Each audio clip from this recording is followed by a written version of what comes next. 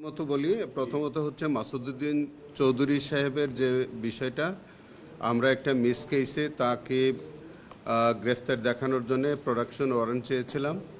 সেই production warrant মঞ্জুর হয়েছিল। পরবর্তীতে গত পরশুদিন তাকে ট্রাইব্যুনালে হাজির করা হয় এবং তাকে সোনারের সহ তাকে সেফ হোমে একদিনের জিজ্ঞাসাবাদের জন্য নেওয়া হয়েছিল। আমরা তাকে গতকালকে সেফ হোমে নিয়ে তাকে জিজ্ঞাসাবাদ করেছি।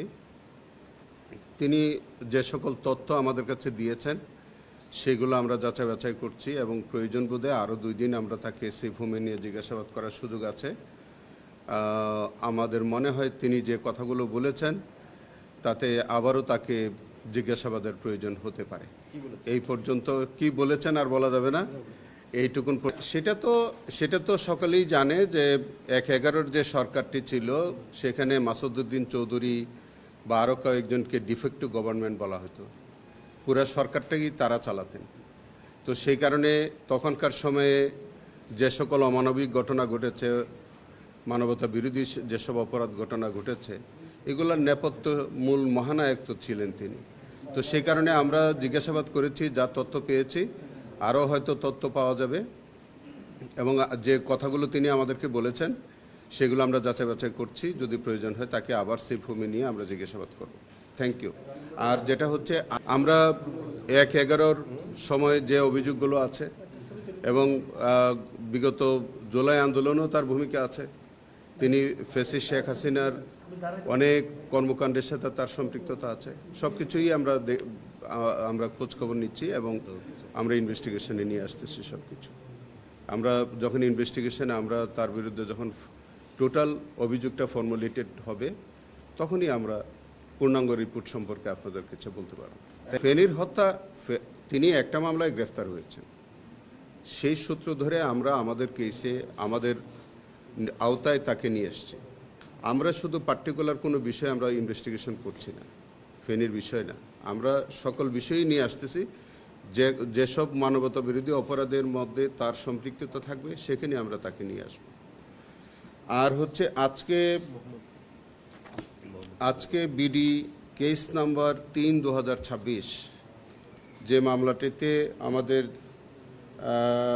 এই মামলায় শেখ ফজলুর তাপস সহ 28 জন আসামি। সেখানে আপনারা জানেন যে গত 18 এবং 19 জুলাই 2024 তারিখে সবচেয়ে অমানবিক যে ঘটনা হয়েছে, পরপর 2 দিন সেখানে ড্রোন ব্যবহার করা হয়েছে, হেলিকপ্টার ব্যবহার করা হয়েছে, ছাত্র জনতার উপরে নির্বিচারে বৃষ্টির মতো গুলি বর্ষণ করা হয়েছে, অনেক লোক হতাহত হয়েছে এবং সবচেয়ে আবেগের যে জায়গাটা, যে আমাদের একটা সন্তান, তার নাম হচ্ছে মোহাম্মদ ফারহানুল ইসলাম ভুঁইয়া ওরফে ফায়াজ, যার নামে এখন আমাদের যে প্রতিবন্ধী মাঠটা যার নামে নামকরণ করা হয়েছে, সেই ফায়াজের মতো একটি ফুটফুটে বাচ্চাকে নির্মমভাবে হত্যা করা হয়েছিল এবং সারা বাংলাদেশ তখন আবেগে আপ্লুত হয়েছিল সেই হত্যাকাণ্ডের ব্যাপারে। এই ঘটনার মধ্যে একটা উল্লেখযোগ্য বিষয় হচ্ছে, আপনারা নিশ্চয়ই অবহিত আছেন, সেখানে আমাদের তৎকালীন প্রধানমন্ত্রী শেখ হাসিনা এবং দক্ষিণের মেয়র জনাব তাপস, তাদের মধ্যে তারা সেখানে ফুফু ভাইপু, তো তাদের মধ্যে একটা টেলিফোনিক কনভারসেশন ছিল যেটা ছিল অত্যন্ত ভয়াবহ। সেটা ভাইরাল হয়েছিল। আজকে আপনাদের কাছে আবার একটু মনে করিয়ে দিই, 2টা লাইন আপনাকে যদি একটু পড়ে শোনাই। তো সেখানে জনাব তাপস তার ফুফু প্রধানমন্ত্রী শেখ হাসিনাকে জিজ্ঞেস করছেন যে তাহলে কি করব। তিনি তখন প্রধানমন্ত্রী শেখ হাসিনা উত্তরে বলেছিলেন যে বাবা একটু চিন্তা করে কথা কইও। তারপরে বলছে জি, এটাই তাদের আকাঙ্ক্ষা। এবং এরকম কিছু কথাবার্তা বলার একটা পর্যায়ে বলেছে আমার নির্দেশনা দেওয়া আছে, ওপেন নির্দেশনা দিয়ে দিছি, এখন লেথাল উইপন ব্যবহার করবে, যেখানে পাবে সোজা গুলি করবে। এই যে একটা ভয়াবহ সিদ্ধান্ত, একটা সরকার প্রধান যিনি এই দেশের মানুষের অভিভাবক ছিলেন, ছাত্র জনতার মাতৃতুল্য যে নেত্রী ছিলেন, যার উপরে মানুষের এত আশা ভরসা ছিল, হয়তো এই দেশের ছাত্র জনতা কোনোদিন চিন্তা করে নাই তিনি এইরকম একটা সিদ্ধান্ত বা এইরকম একটা হুকুম তিনি দিতে পারেন। তিনি আন্দোলন দমনে চেষ্টা করতে পারেন বা তিনি রাষ্ট্রীয় নানান কলাকৌশল ব্যবহার করতে পারেন, কিন্তু আমি ওপেন নির্দেশনা দিয়ে দিয়েছি লেতাল ওপেন বিভেদ করবে, সোজা গুলি করবে, এইরকম একটা অমানবিক বা ভয়াবহ একটা আদেশ, যার ফলশ্রুতিতে আপনারা দেখবেন এরপর থেকেই সারা বাংলাদেশে, শুধু মোহাম্মদপুর এলাকায় না, সারা বাংলাদেশে লেতাল ওয়েপন ব্যবহার করার প্রবণতা বেড়ে গেল এবং নির্বিচারে পুলিশ ছাত্র জনতাকে গুলি করে হত্যা করা শুরু করলো। কয়েক হাজার মানুষ শহীদ হলো। তারই মধ্যে মোহাম্মদপুরে আমাদের ফায়াজ সহ অনেকে হতাহতর শিকার হলেন।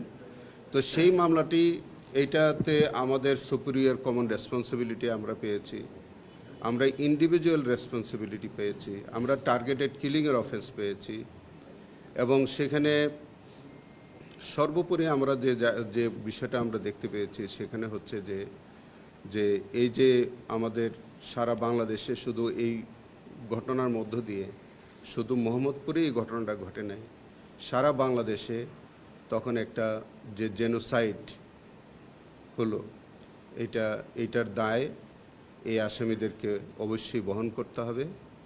আজকে আমাদের অনারেবল ট্রাইব্যুনালে চার্জ গঠন হয়েছে। আগামী 8-6-26 তারিখ থেকে সাক্ষ্য কার্যক্রম শুরু হবে। আমরা সাক্ষীর কার্যক্রম শুরু করব। দোয়া করবেন যাতে এই কেসটি আমরা যথাযথভাবে শেষ করতে পারি।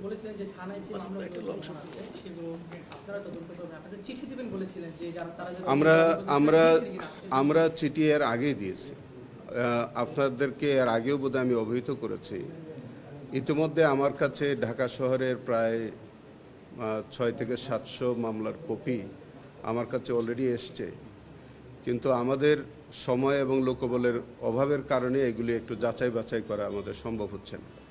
আমরা যাচাই বাছাই করে যে কেসগুলো এই ট্রাইব্যুনালের এখতিয়ারাধীন মনে হয়, যেগুলো আমাদের এখানে তদন্ত হওয়া প্রয়োজন বা যেগুলো আমাদের এখানে বিচার্য, এগুলি আমরা রাখব।